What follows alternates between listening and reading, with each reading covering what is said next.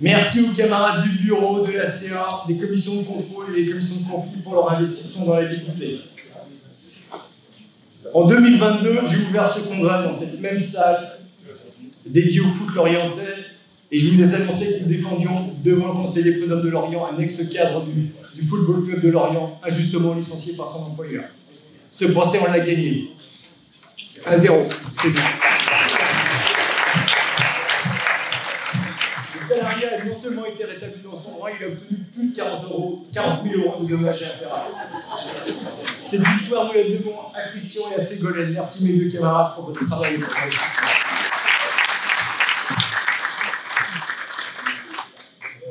Au moment où s'ouvre notre congrès, la guerre, la course aux armements ne cesse de se poursuivre. Je veux avoir une pensée toute particulière pour les travailleurs ukrainiens, russes, gazaouis et plus largement tous les travailleurs dans le monde victimes de la guerre et de ses atrocités.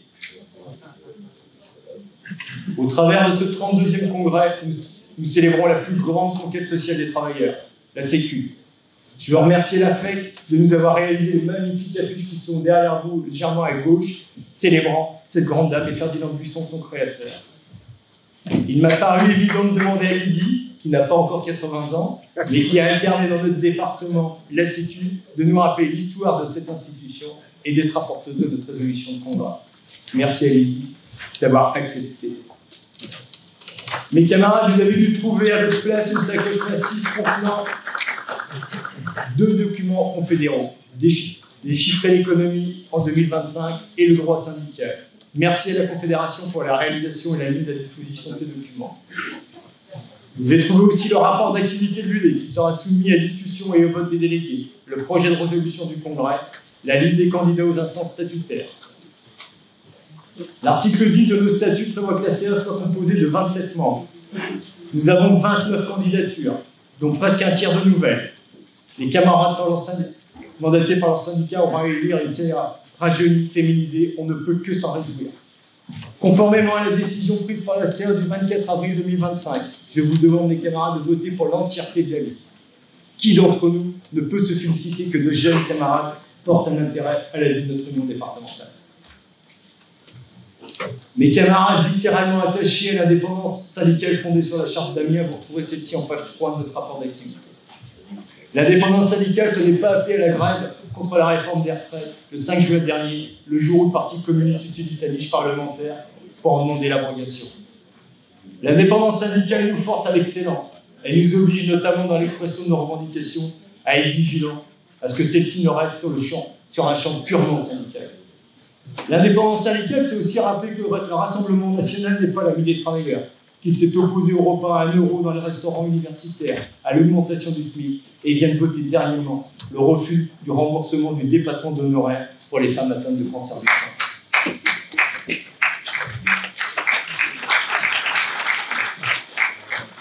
Hannah Arendt disait que le fascisme est l'association du nationalisme et du capitalisme. Mes camarades, nous combattons ces deux systèmes. Bravo. À la lecture du rapport d'activité, vous constaterez qu'une grande partie de notre activité a été consacrée au combat contre la réforme des retraites dans Macron. 14 jours de grève et de manifestation, sans compter les rassemblements, les tractages au rond-point, l'administration du fonds de grève confédéral, la gestion des 5 € par jour de grève versés par l'UD. Cette réforme, nous l'avons combattue, nous continuons de la combattre.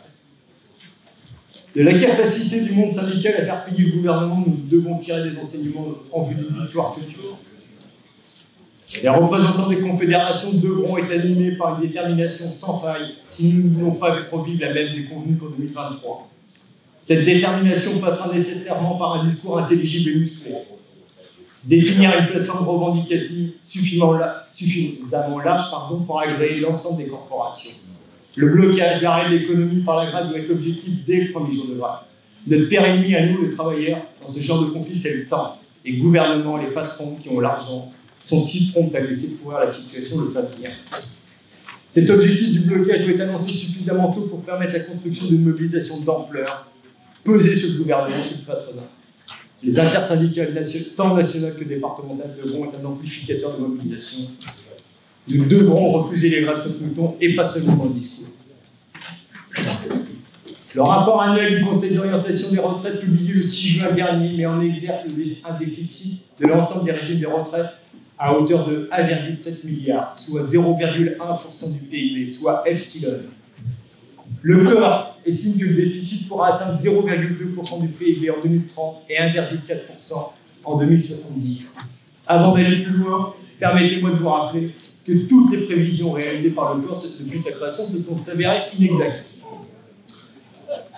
Pour pallier ce déficit, le corps sort sa recette magique, le recul de l'âge de départ en retraite, 64,3 en 2030, 65,9 en 2045, 66,5 en 2070.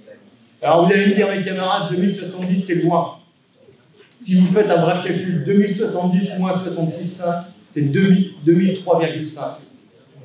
Ça veut dire que ce sont nos enfants qui seront directement impactés par cette réforme, si nous ne nous opposons pas. Cela nous donne une responsabilité particulière, mes camarades. Aussi, je vous propose de sortir du compromis de la résolution générale du Congrès de Rouen pour un retour à 60 ans quand les conditions seront réunies et d'adopter dans notre résolution la revendication suivante. Retour de la retraite à 60 ans, après 37,5 années de cotisation calculées sur les 10 meilleures années, mes camarades.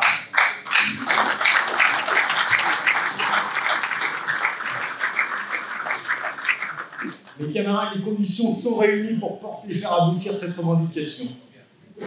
Le document auquel je faisais référence tout à l'heure, décrypter l'économie en 2025, nous rappelle qu'en 1945, le PIB de la France était de 10 milliards pour 40 millions et 300 000 habitants. En 2023, le PIB était d'environ 3 000 milliards. La richesse produite par la France a été multipliée par 300 en 80 ans, alors que la population n'a été multipliée que par 1,66. On peut donc légitimement, mes camarades, penser que les besoins de la population ont progressé moins vite que la richesse produite. Que l'on ne nous fasse pas croire qu'on ne peut pas obtenir le retour de la retraite à 60 ans. La revendication du retour à la retraite à 60 ans n'est pas une vue d'esprit. Son financement est assez simple. Il suffit de supprimer les exonérations de cotisations sociales dont bénéficient, abusent les entreprises. Les lois au bruit de 98, dont l'objectif était de réduire le chômage en exonérant les entreprises de cotisations sociales, n'ont pas fait la preuve de leur efficacité, bien au contraire. Donc, à quoi bon maintenir un dispositif qui ne produit pas les effets escomptés? Nous le savons tous, sans salaire, pas de cotisation sociale, sans cotisation sociale, pas de protection sociale. L'augmentation de salaire, de traitement des minima sociaux plus revendiqués doivent permettre à minima de préserver le pouvoir d'achat des travailleurs et, in fine, leur assumer une recette décente. Au cours de cette mandature, l'emploi a été une de nos préoccupations fortes, notamment en nous opposant au plan social de chez Yves Rocher, qu'ils avaient appelé accord GEPP renforcé. Les entreprises de la cosmétique ont l'art du maquillage, mes camarades, faites-moi confiance. Nous avons fait annuler par le tribunal judiciaire de Vannes le premier accord GEPP qui prévoyait la suppression de 300 postes et la fermeture de l'usine de Pleurer. Je veux profiter de ce moment pour saluer le courage des camarades d'Yves Rocher qui ont été les seuls à combattre ce plan social.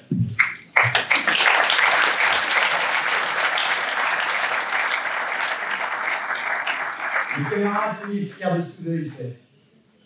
Je veux remercier aussi la Fédération de la chimie pour son soutien effectif dans ce combat juridique tiré par les cheveux. Merci encore une fois, Hervé.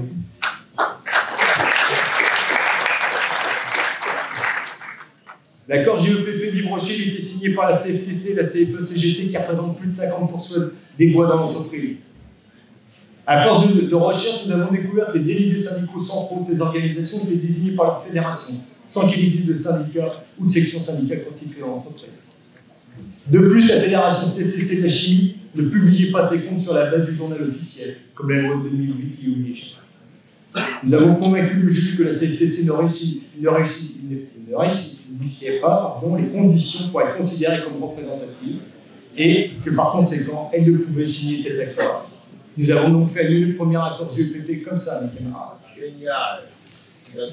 Les salariés d'Yves Rocher n'ont malheureusement pas compris le sens de notre action, dont l'objectif était de défendre leur emploi. Aux élections professionnelles suivantes, la CFTC et la CFE-CGC sont restées majoritaires et FO a même vu sa représentativité baisser. Ces résultats électoraux nous ont rendu toute contestation du second accord GEPP qui est la copie conforme du premier, vous en doutez, impossible. Cette inquiétude pour l'emploi Et en premier lieu, l'emploi industriel dans le département perdure. Après la fermeture de Michelin à Vannes, celle d'Entremont à Missiriac, les alertes concernant la frontière de Bretagne, transformée en usine d'armement, sont mises en vente par le groupe Intermarché les usines Capitaine Mouette à l'Esther, 323 salariés, et Capitaine Cook à Colacq-Mouette, 200 salariés. Tout ça, c'est le même bassin d'emploi. La baisse du niveau de production chez Yves Rocher laisse à penser qu'un autre plan social pourrait être mis en œuvre par la direction et ses affiliés. Dans le même temps, le gouvernement, la direction générale de France Travail nous explique que tout va bien en termes d'emploi. Qu'au nom de pseudo-offres d'emploi non pourvues, on peut mettre la pression à ces faillasses de chômeurs, obliger les bénéficiaires du RSA à travailler gratuitement 15 heures par mois. Sur ce point, je rejoins la dernière expression de la CE confédérale. Il est urgent de passer les mots aux actes en termes de réindustrialisation en France. Le département, malheureusement, n'échappe pas à cette règle. Avec 25 nouvelles implantations entre juillet 2022 et mars 2024, 4 nouvelles implantations réalisées entre mars et aujourd'hui. Je vais vous les citer. La DMR 56 qui est représentée par Corinne Guillemot. Alors, je ne sais pas où elle est, Corinne, je ne vois pas. Laisse-toi, Corinne. Premier congrès pour Corinne. Neuilly-Hauser à Plouermel, Sylvain Carzal et Jean-Paul à Pontivy. Nous aurions toutes les raisons de nous réjouir si notre représentativité n'était pas légèrement en baisse. Afin de poursuivre d'amplifier notre département, je proposerai à la CA la création d'un groupe de travail dont l'objet sera réfléchir à la syndicalisation des cadres. Sur ce point, Pascal, je profite de ta présence pour réitérer ma demande d'aide au secteur développement. J'ai sollicité à plusieurs reprises de service développement. Les camarades de FO4 sur ce sujet, il n'a pas été possible de travailler de concert. J'espère que ce sera possible dans les mois prochains, à minima avant la fin de la mandature. Mes camarades, le développement de notre union départementale passe par vous. Vous êtes les ambassadeurs de FO dans vos entreprises, mais au-delà. Vous ne vivez pas seuls, isolés. Devenez propagandistes de FO. Diffusez nos messages sur les réseaux sociaux. Recommandez-nous auprès des salariés que vous connaissez. Il nous faut absolument conquérir les grandes entreprises du département. On est peu présent dans les grandes entreprises du département. C'est là. On pêche en termes de représentativité. Accroître notre représentativité, c'est augmenter notre nombre de conseillers économiques et par là même assurer une meilleure défense des salariés licenciés. Avec 406 camarades accueillis en formation syndicale, nous avons ouvert la formation au développement de notre organisation. Au regard du succès obtenu par les stages organisés par l'UP, le Militant 2.0, dont l'objet est d'apprendre à nos militants à réaliser une communication numérique à partir de leur smartphone, l'entretien préalable à sanction, améliorer sa posture et sa communication en réunion, connaître ses droits d'eux. J'ai la faiblesse de penser qu'il est urgent de renouveler le catalogue du CFNF. Si cela n'est pas possible, alors que les CFNF soutiennent véritablement les idées désireux de s'emparer de la formation sanitaire. Là aussi, Pascal, je compte sur toi. Mes camarades, en conclusion, je vous propose de tracer quelques perspectives pour la mandature à venir.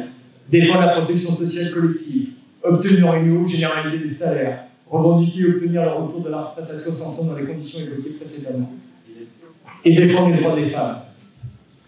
Le projet États-Unis, projet 2025, dont le but est de remettre en cause, je vais vous lire le texte, mettre fin à la discrimination illégale et de rétablir les opportunités fondées sur le mérite. Ce programme a pour conséquence de mettre fin aux mesures d'inclusion, de diversité et d'égalité salariale dans ce pays et commence à produire ses effets en Europe. Les grandes entreprises allemandes tournées vers le marché américain renoncent à leurs objectifs d'inclusion et d'augmentation des salaires des femmes. Et je ne crois pas que la France échappera à cette règle, malheureusement, ça devra être un point de vigilance. Mes camarades, il reste beaucoup à dire, et pourtant j'ai l'impression d'avoir été déjà long. Donc en conclusion, je vous dirai, soyez fiers de ce que vous êtes, de votre engagement, des valeurs que vous défendez. Il y a une forme de noblesse à combattre pour un monde plus juste. L'oisiveté est en mer de tous les vices, votre engagement syndical vous parle de toutes les vertus, mes camarades. L'Union départementale Force ouvrière du Morbihan, puis la Confédération Société Force ouvrière, merci de votre écoute.